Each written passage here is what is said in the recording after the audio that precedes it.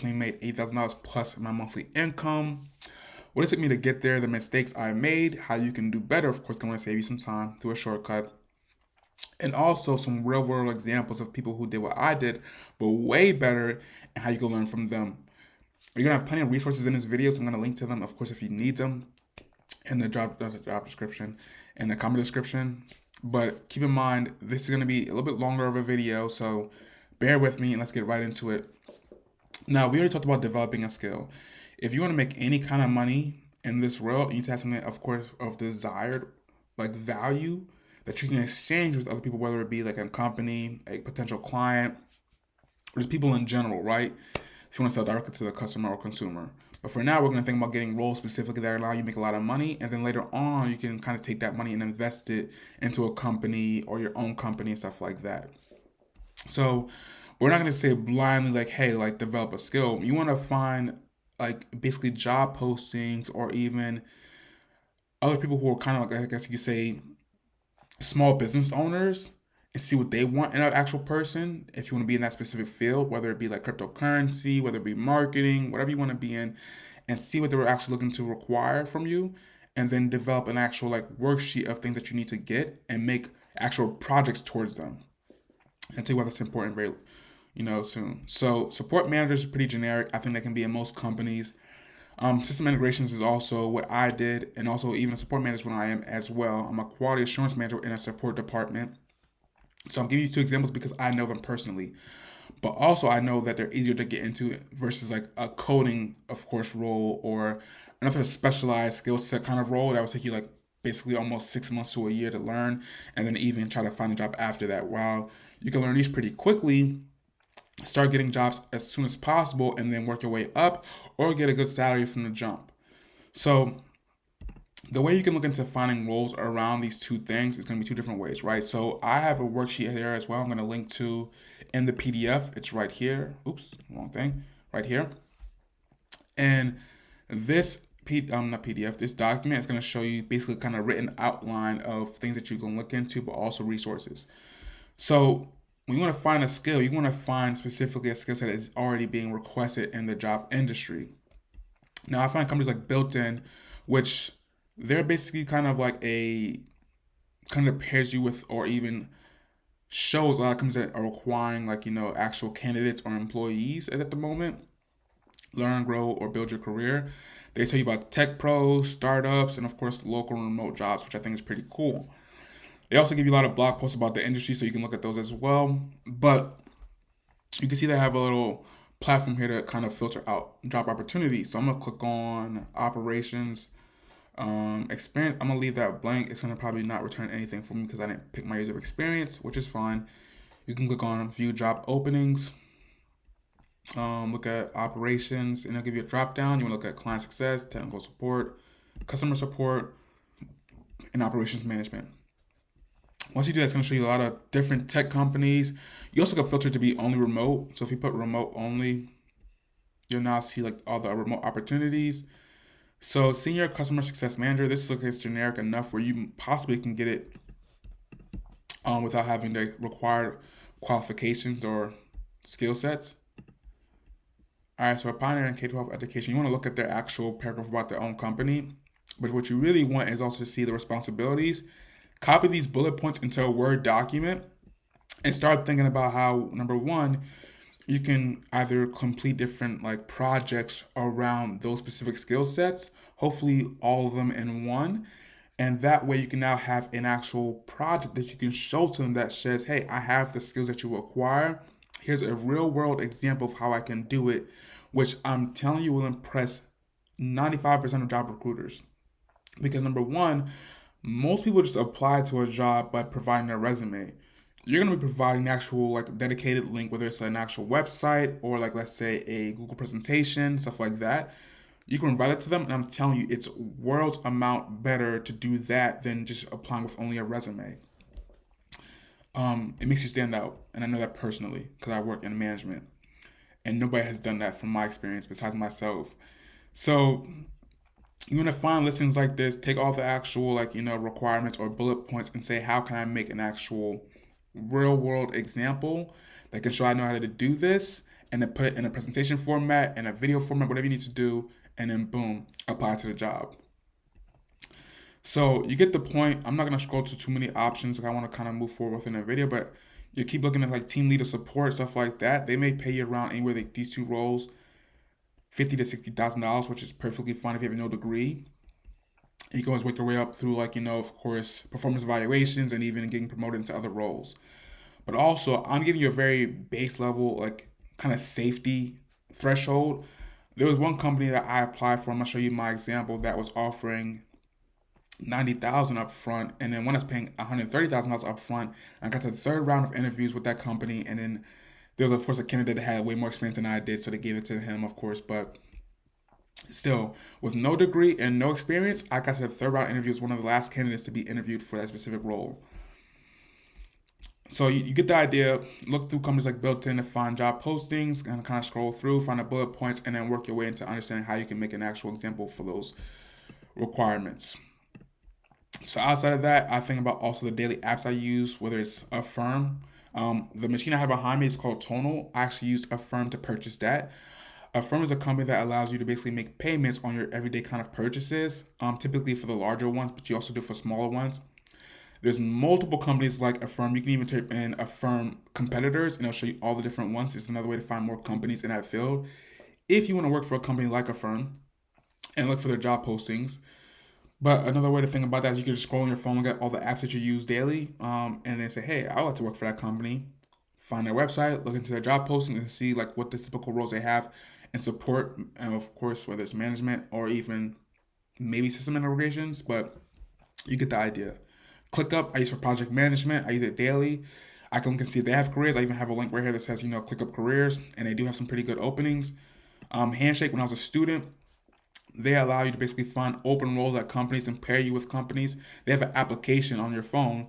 They basically will say, hey, you can prepare your resume, well, upload your resume and different things about you, and then you can get invited to apply for different roles that meet your actual like experience. Pretty cool. I think they're doing a great job. Handshake is a pretty like great company.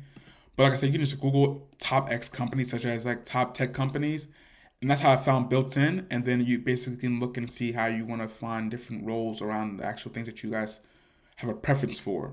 But number one, like I told you again, I would say to focus on support companies, for like the support manager position or system integrations. And once you do that, you can learn the platform really well. So let's say you're trying to work with Uber. You have your I guess you could say your eyes set on Uber. You want to work for a company like that, that's kind of like a ground shaker or whatever you want to call it. They're pretty big now, I'll say that, but if you want to learn them in and out, learn about their platform completely. I mean, every aspect of it, do more than the average person would, because then you can show that in your interviews, and I'm telling you, it will set you apart from other candidates. A lot of people don't do things like this, right? They rely on their experience of their like let's say degree or just their own knowledge of the role, stuff like that. Are you providing a presentation about how you can do different things that they're requiring, but on top of that, learning their actual software inside and out, you're gonna stand out. And even if you don't get the role, they're gonna keep you in mind for other things that they will actually reach out for. And I don't mean just like the generic response where they're like, hey, like we'll keep you in mind. They will actually reach out to you via email and say, hey, do you want to apply for this role? So from there, you want to also keep in mind learning a platform really well. So this is gonna be something that is gonna allow you prepare for the next role as well. So let's say, for example, you want to work for ClickUp and you learn their actual platform in and out just by using it. That alone can make you apply for a lot of different roles. Go to the document. Now, timing, if you don't mind a longer wait, you can kind of find a specialized skill set like coding or whatever. But I would kind of shy away from that just because I know a friend who did a boot camp and they're still finding it difficult to find a job. So, really up to you. But, oops, I'm kind of moving ahead too far. Now, the next step is to publish content, like I told you beforehand. So, through the act of actually performing some of these requirements or just doing certain things that are going to allow you to build your own business up, you can document that process, whether it's posting on YouTube, posting like actual blog posts on LinkedIn, or even on TikTok.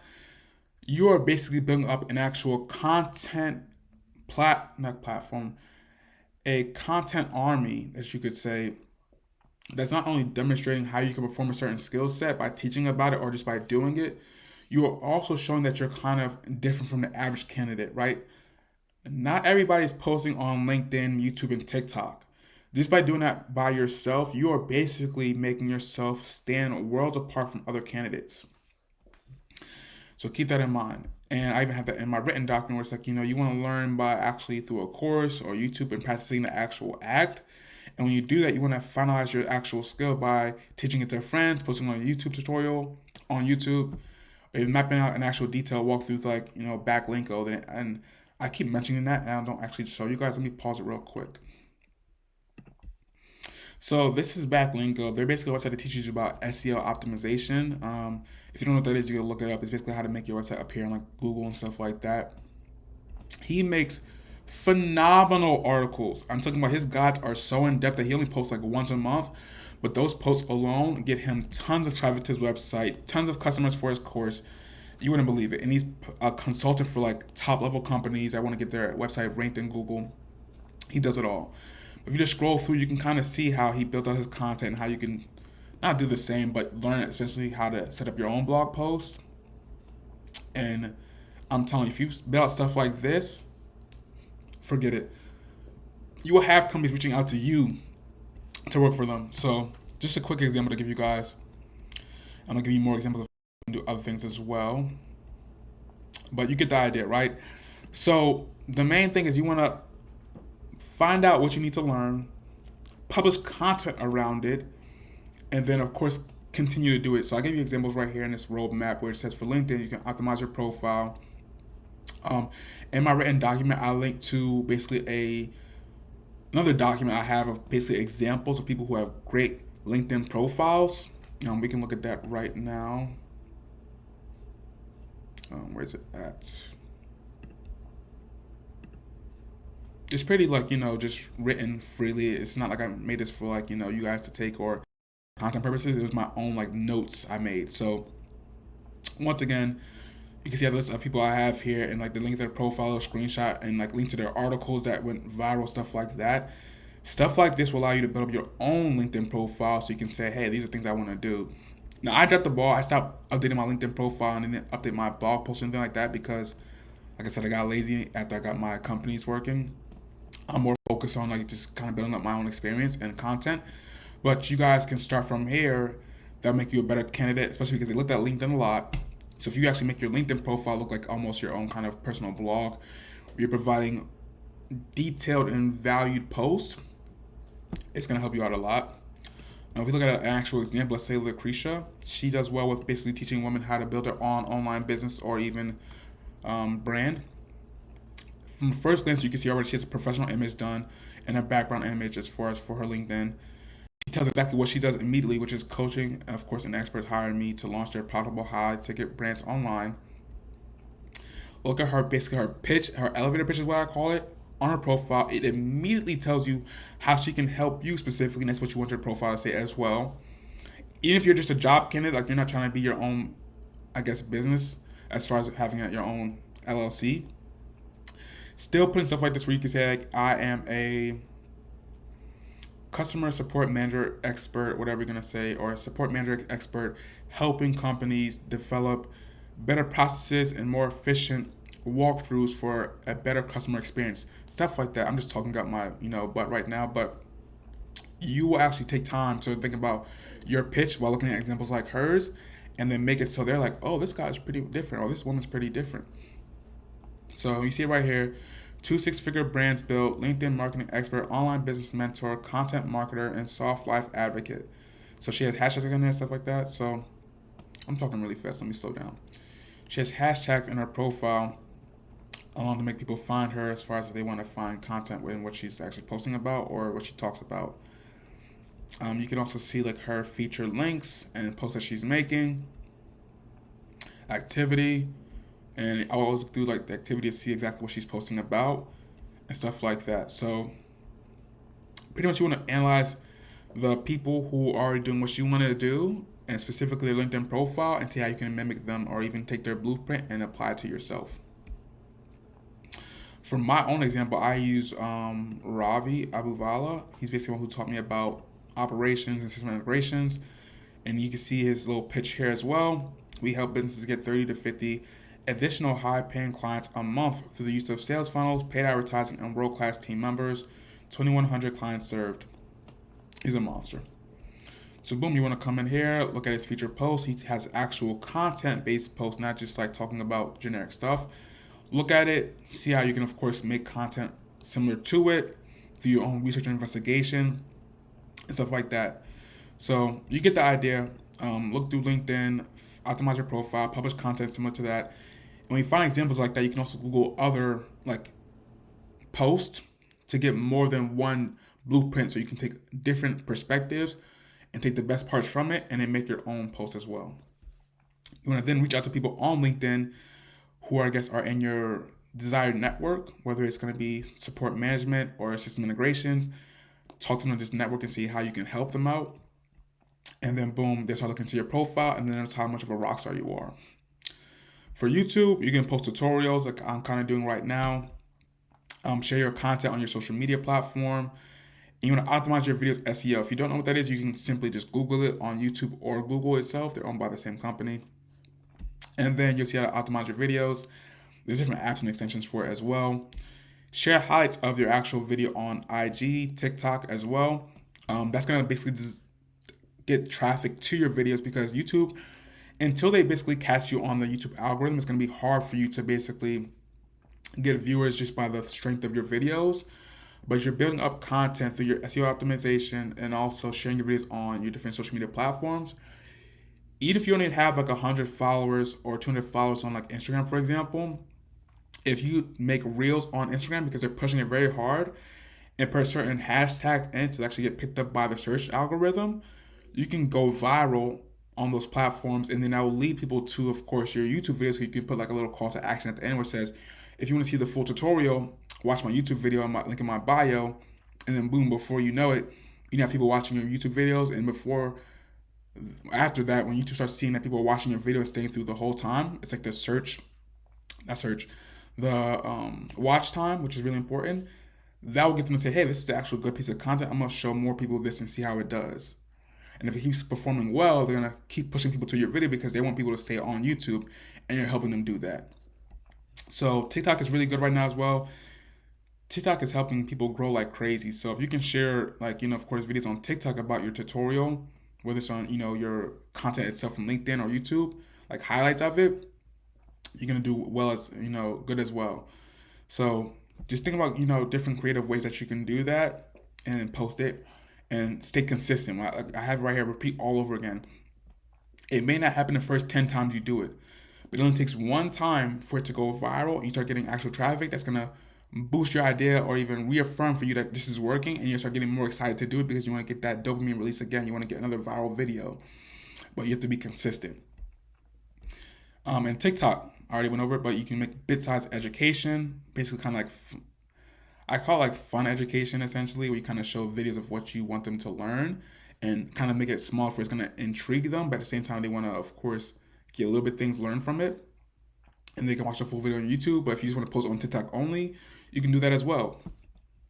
You want to funnel that growth into other platforms, you can use hashtags to actually get yourself picked up by the search query. So in TikTok, I think they do a way better job than Instagram does when it comes to search algorithm, because they allow hashtags or even keywords or even like your account name to be searchable. Instagram does as well, but searchable in their search query. And the thing about that is I found it way easier to find things on TikTok. I'll just search up like places to travel in Bali, for example, and I see a whole bunch of accounts talking about Bali, places to travel and stuff like that in TikTok. And Instagram, that's a little bit harder to do that. So the way to grow on TikTok though is just to post multiple times a day, along with using hashtags. If you do that continuously, I'm pretty sure you'll get picked up after a while.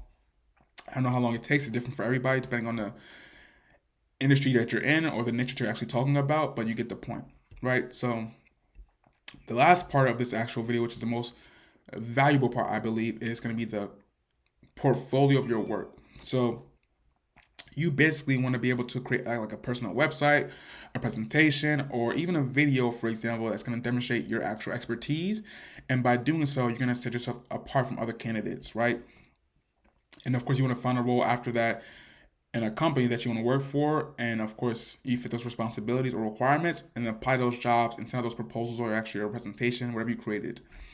So we're now going to get into the examples of what I've been talking about for other people, but I'm gonna show you first mine that I created. What's up, everybody? So I made a boo-boo in recording this clip and showed a lot of personal information, so I'm just re-recording it. That way I can, of course, show it to you guys without blocking or having some huge, like, block text, right? So let's get right into it. This presentation is the one I made for Twilio. It's my value validation pitch, essentially. The first slide is gonna kind of give you my solution that I have for the company, which is going to be implementing systems to increase efficiency and, of course, remove company bottlenecks, right? This was kind of generic. I'll be completely honest with you guys. That's one mistake I made. You can do that in a lot of ways, and depending on, of course, your solution or steps, it could be valuable, but you want to attack a specific key issue that they have. And how do you find that out? My next slide is going to explain a little bit somewhat. So the next slide is usually going to include something from their leadership, right? And typically I use a CEO because they have the most interviews. And of course, I can take information from that interview, whether it's an actual ideal or thought process, and include it in my presentation along with my solution and show how it aligns.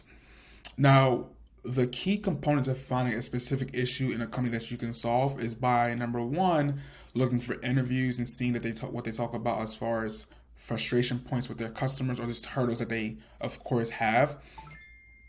Along with that, you also want to look into if they have, like, for example, some kind of review system, or even like a Better Business Bureau review, or sometimes I even look on their job postings to see, like, on Glassdoor if they have any kind of frustration points from their employees. Stuff like that's why I take, like, the actual key components of what can be obstacles for the company and figure out what I'm going to actually tackle as an issue and provide a solution for.